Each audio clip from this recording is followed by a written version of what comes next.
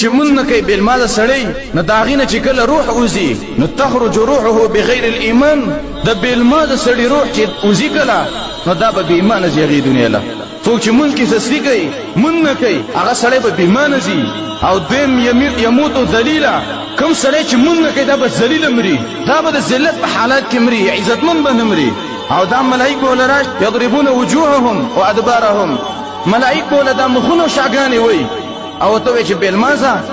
تا ولې دا مونږ نه کوو کوم انسانان چې مونږ نه کوي او یموتو جائعه بېلمازه سړی چې کله مري دا به وږی مري په داسې حالت کې به له مرګ راځي چې دا به وږی او یموتو عطشانه بېلمازه سړی چې مري دا به تږي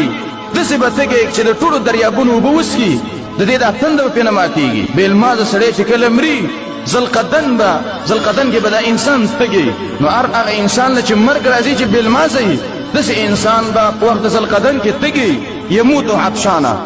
او یضیق علیه القبر په بېلمازه سړي به دا قبر راتنګېږي چې کله قبر کې کېښودلی شي په دې قبر کې به الله رب العالمین عذاب مسلط کړي ویتقلب علی الجمر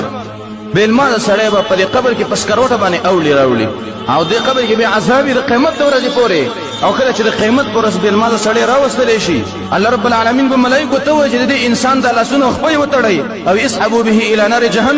جهنم ته راکش کوي جهنم ته واړوئ ور ورته وایي څوک چې مونږ نه کوي بېلمازه سړی به داسې انجام وي او کله چې د الله رب العالمین مخې ته ورځي ينظر الله الیه بعین الغضب بېلمازه سړي ته به الله رب العالمین د غضب په نظر باندې ګوري په نظر د رحمت ته نه ګوري او یحاسب حسابا شدیدا بېلمازه سړي سبا سخت حساب کیږي او ويؤمر به الى النار او امر به وشي چې دا بېلمازه سړی جهنم ته بوځي کوم انسان چې مونږ نه کوي نو د دې انسان به داسې عاقبت یې په جهنم کې او بیا به دا د جهنم په اور کې سوځي نو د مونځ اهتمام کول منځ د مسلمانانو او د کافرانو په منځ کې فرق دی څوک چې مونځ کوي دا سړی مسلمان دی او څوک چې مونځ نه کوي ډېرو احادیثو کې راغلي دي چې من ترک الصلاه چا چې مونځ پرېښوده